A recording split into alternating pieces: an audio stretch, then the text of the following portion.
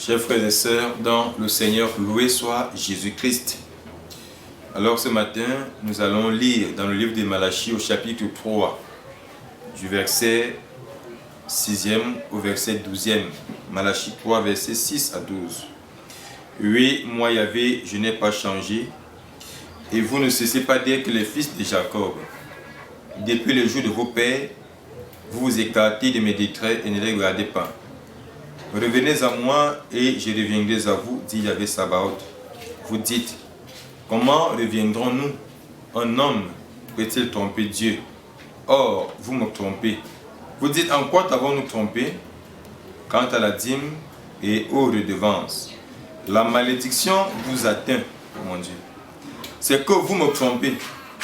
Vous, la nation dans son entier, apportez intégralement la dîme au trésor, pour qu'il y ait de la nourriture chez moi.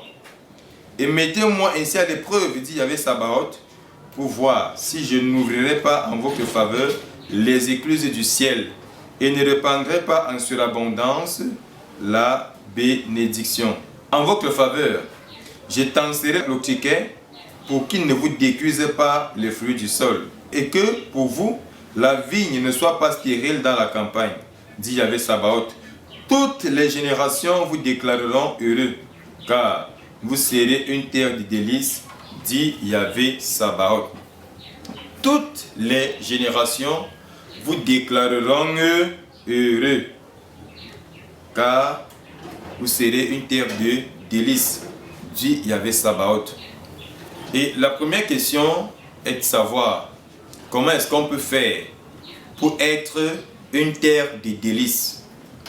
Chers frères et sœurs, le Seigneur nous manifeste déjà sa fidélité lorsqu'il nous dit « Moi, Yahvé, je n'ai pas changé. Et vous ne cessez pas d'être les enfants de Jacob. » Ça veut dire qu'il y avait une alliance particulière entre Dieu et Jacob. Et tout ce qui venait après Jacob, la descendance de Jacob, était dans cette alliance-là.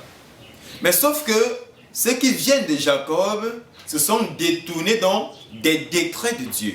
Lorsque Dieu a parlé, personne ne peut changer cela. C'est comme on peut prendre le décret d'un président.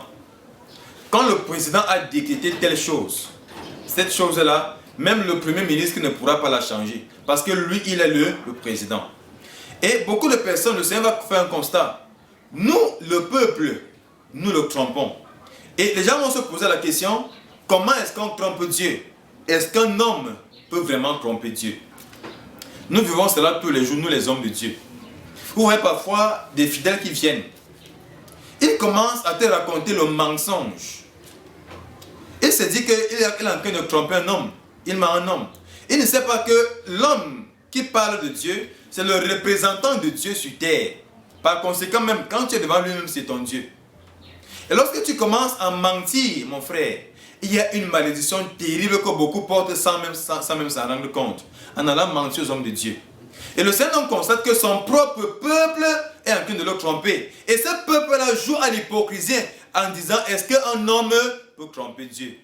Et le Seigneur va dire, oui, vous me trompez lorsqu'il s'agit des dîmes et lorsqu'il s'agit des redevances.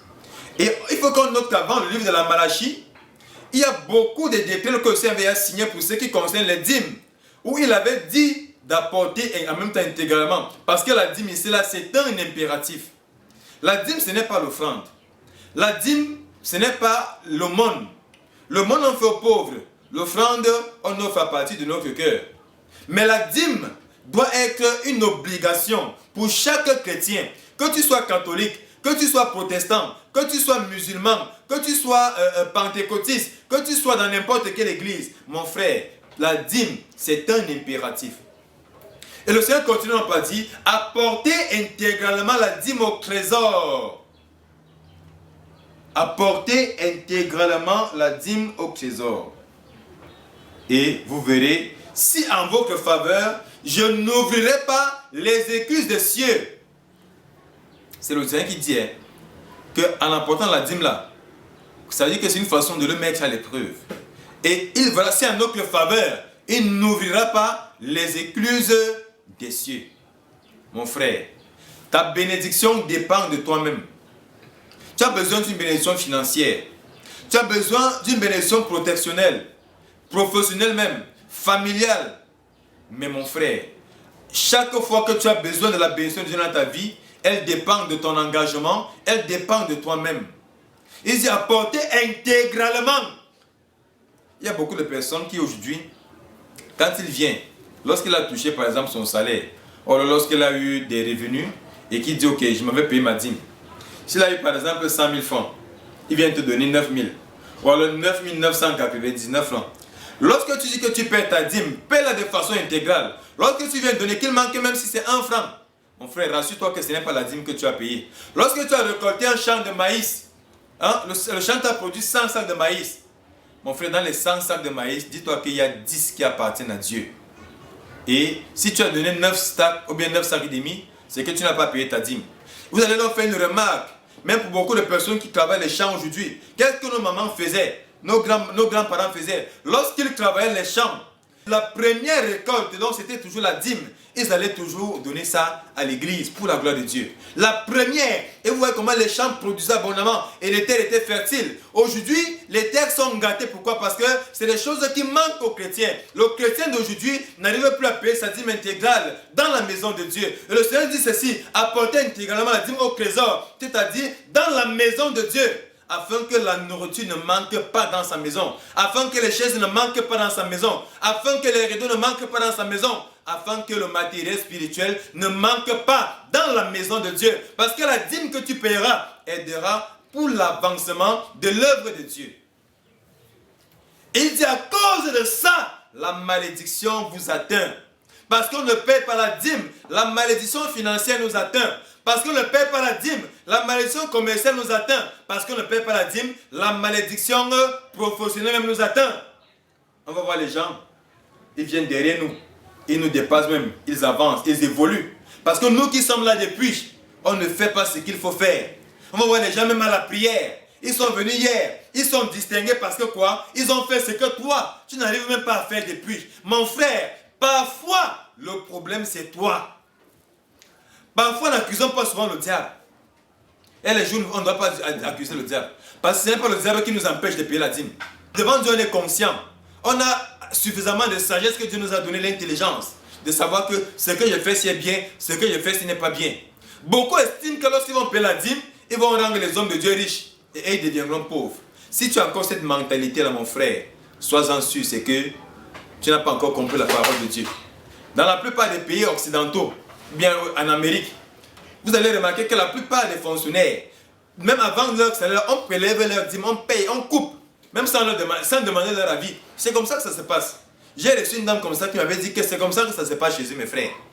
Donc, n'allez pas dire que payer la dîme, cela veut dire rendre l'homme de Dieu riche. Mais la question même aussi, c'est que... Donc, comment on sait Dieu là, c'est qu'on doit être pauvre.